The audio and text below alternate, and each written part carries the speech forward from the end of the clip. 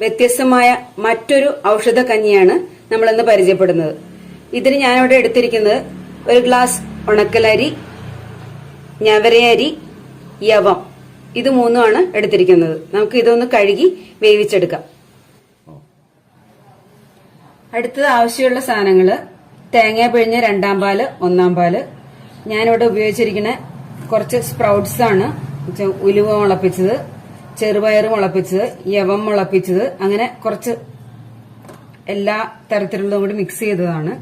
പയറ് മുളപ്പിച്ചിട്ടില്ലാത്തതുകൊണ്ട് ഞാനത് വേവിച്ചെടുത്തു. പയറ് മാത്രം മുളപ്പിച്ചില്ല, അത് മുളപ്പിച്ച് ചേർത്താൽ നല്ലതാണ്. എനിക്ക് പറ്റാത്തതുകൊണ്ട് ഞാനത് വേവിച്ചെടുത്തിട്ടുണ്ട്.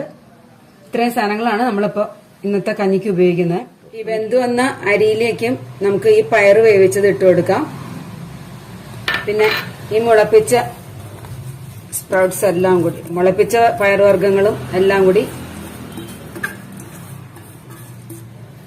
മുളപ്പിച്ച പയറുവർഗ്ഗങ്ങളെല്ലാം ചേർത്ത് 2-ാം പാൽ ഒഴിച്ച് വേവിക്കാം.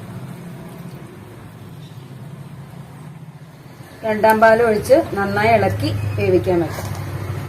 മുളച്ചതായതുകൊണ്ട് പെട്ടെന്ന് വെന്ത് കിട്ടും. പയറ് നമ്മൾ വേവിച്ചാണ് ചേർത്തിരിക്കുന്നത്, അതുകൊണ്ട് എല്ലാം പെട്ടെന്ന് വെന്ത് കിട്ടും.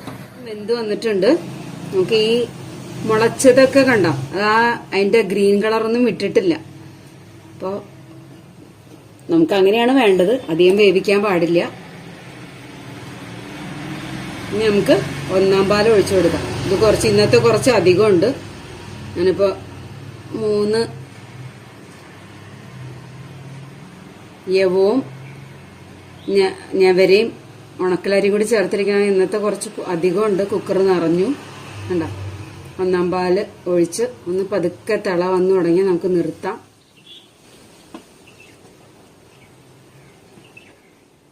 പതുക്കെ തിള വന്നു തുടങ്ങി നമുക്ക് നിർത്താം. കർക്കിടകം 6-ാം ദിവസത്തെ ഔഷധക്കഞ്ഞി റെഡി. നമ്മള് ഇപ്പോ 5 ദിവസം പലതരം ഔഷധക്കഞ്ഞി കഴിച്ചു. ഇന്നിപ്പോ അടുത്ത ഔഷധക്കഞ്ഞി, നാളെ മറ്റൊരു ഔഷധക്കഞ്ഞിയുമായി നമുക്ക് വീണ്ടും കാണാം.